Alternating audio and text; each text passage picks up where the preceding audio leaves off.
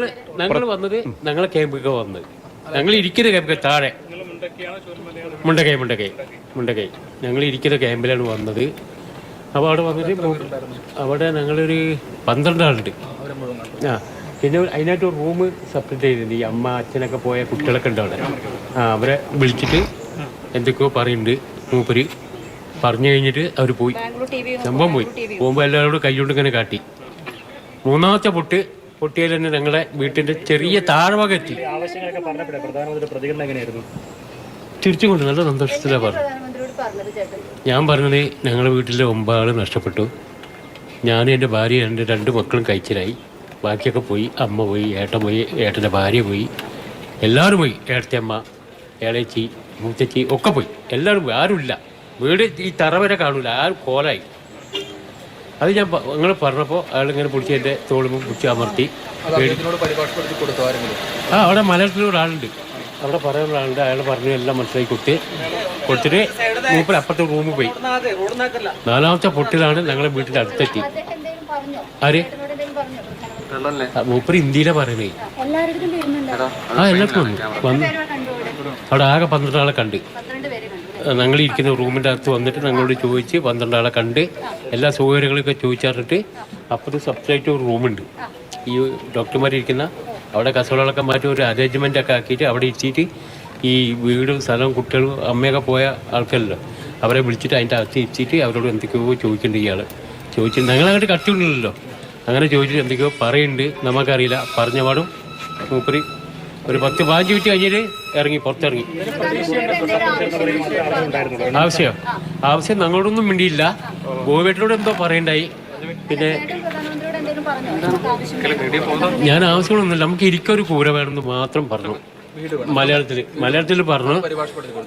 അതേ മൂപ്പര് ഒരു മലയാളത്തിൽ ഒരാൾ പറയുന്നുണ്ട്. ആൾക്ക് മലയാളത്തിൽ പറഞ്ഞു കൊടുത്ത്, ഹിന്ദിയിൽ പറഞ്ഞു കൊടുത്ത്.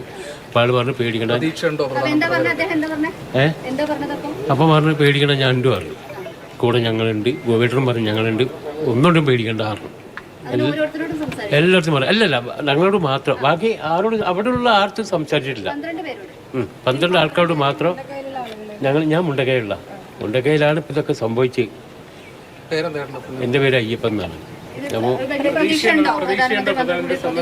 ഓക്കെ 100. നമ്മളെ കേരള മന്ത്രി കക്കണേ, അയാൾ കക്കില്ലല്ലോ. അത് നമുക്ക് പ്രതീക്ഷിക്കാം കിട്ടും. ഓക്കെ ആയിട്ട് എന്തോ ഇതാണ് നമ്മളെ വഞ്ചിക്കൂല.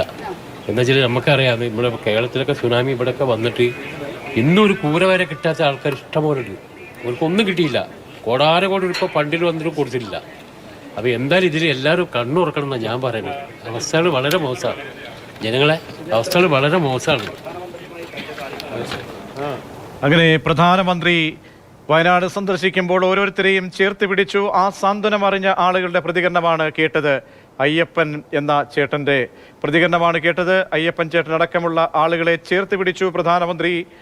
ആ പ്രധാനമന്ത്രിക്ക് മുന്നിൽ തങ്ങളുടെ നൊമ്പരങ്ങൾ ചുരുങ്ങിയ വാക്കിലൂടെ പറഞ്ഞു. ആ വാക്കുകളിൽ പ്രതീക്ഷയുണ്ട്. മറുപടി വാക്കുകളിൽ പ്രധാനമന്ത്രിയിൽ നിന്നും അങ്ങനെ പ്രത്യാശയുടെ മറുപടിയാണ് ഉണ്ടായത് എന്നാണ് ഇപ്പോൾ പ്രധാനമന്ത്രിയുടെ സന്ദർശനം അനുഭവിച്ച് ഇറങ്ങിയ ആളുകൾ നമ്മോട് പ്രതികരിച്ചത്. അവരുടെ പ്രതികരണങ്ങളിൽ നിന്നും പ്രധാനമന്ത്രിയുടെ വാക്കുകൾ, ആ ചുരുങ്ങിയ വാക്കുകൾ, ഭാഷയറിയില്ലെങ്കിലും ചേർത്ത് പിടിക്കാൻ ഒരാളുണ്ടല്ലോ എന്ന ഒരു പ്രത്യാശ കണ്ണുകളിലും ആ വാക്കുകളിലും പ്രകടമായിരുന്നു. അങ്ങനെ പ്രധാനമന്ത്രിയുടെ ഇന്നത്തെ സന്ദർശനത്തെ വളരെ പ്രാധാന്യത്തോടുകൂടിയും പ്രത്യാശയോടുകൂടിയും പ്രതീക്ഷയോടുകൂടിയും വയനാട്ടിലെ ജനങ്ങൾ, ദുരന്തഭൂമിയിലെ ജീവിക്കുന്ന മനുഷ്യർ കണ്ടുകൊണ്ട് ഇരിക്കുകയാണ്. പ്രധാനമന്ത്രി ഇപ്പോൾ വിംസ് ആശുപത്രിയിലെത്തി സന്ദർശനം നടത്തി. സന്ദർശനം അവസാന ഘട്ടത്തിലേക്ക് എത്തുകയാണ്. സന്ദർശന ശേഷം അദ്ദേഹം അടുത്ത അവലോകന യോഗത്തിനായി അദ്ദേഹം മടങ്ങുകയാണ്. പ്രധാനമന്ത്രി അങ്ങനെ ഒരു തരത്തിലും ആ ഷെഡ്യൂളിൽ വെട്ടിക്കുറവ് വരുത്തിയിട്ടില്ല. സമയം അധികം എടുത്തിട്ടും ഓരോ ഇടങ്ങളിലും നിശ്ചയിച്ച പ്രകാരം അതീവ സുരക്ഷാ പ്രശ്നങ്ങൾ ഉള്ള ഒരു മേഖലയിൽ പ്രധാനമന്ത്രി സന്ദർശനം നടത്തിക്കൊണ്ടേയിരിക്കുകയാണ്. പ്രധാനമന്ത്രിയുടെ വാക്കുകളും പ്രധാനമന്ത്രിയുടെ പ്രതികരണങ്ങളും ശരീരഭാഷ പോലും ഓരോ മനുഷ്യർക്കും അവിടുത്തെ ആളുകൾക്ക് അവർക്ക് പ്രതീക്ഷയുടെ ദിവസങ്ങൾ സമ്മാനിക്കുന്നു എന്നാണ്. 9 പേരെ നഷ്ടപ്പെട്ട ഒരു മനുഷ്യൻ ഇപ്പോൾ ഇറങ്ങി മാതൃഭൂമി ന്യൂസ് അടക്കമുള്ള മാധ്യമങ്ങളിലൂടെ പറഞ്ഞത്. 9 പേരെയാണ് എൻ്റെ കുടുംബത്തിൽ നിന്നും ഇല്ലാതായത്. ഞാനും എൻ്റെ ഭാര്യയും അടക്കം ഒരാളും അടക്കം ബാക്കി 3 പേരാണ് ഇനി ശേഷിക്കുന്നത്. ബാക്കി എല്ലാവരും പോയി. അപ്പോൾ ആ പോകുന്ന ഘട്ടത്തിൽ ഇപ്പോൾ ഞാൻ അതിനോട് പൊരുത്തപ്പെട്ട് വരുമ്പോൾ മുന്നിലേക്ക് നോക്കുകയാണ്. ഒരു കൂര മാത്രം മതി എന്ന് പ്രധാനമന്ത്രിയോട് കൈകൂപ്പി ഞാൻ പറഞ്ഞു എന്ന് അയ്യപ്പൻ എന്ന മുണ്ടക്കൈ മേഖലയിലെ വലിയ ദുരന്തത്തിനിരയായ മനുഷ്യൻ പറയുന്നു. ഓരോ മനുഷ്യരെയും അങ്ങനെ പ്രധാനമന്ത്രി ചേർത്ത് പിടിച്ചുകൊണ്ട് പ്രധാനമന്ത്രിയുടെ പ്രധാനപ്പെട്ട സന്ദർശനം അങ്ങനെ തുടർന്നുകൊണ്ടേയിരിക്കുകയാണ്.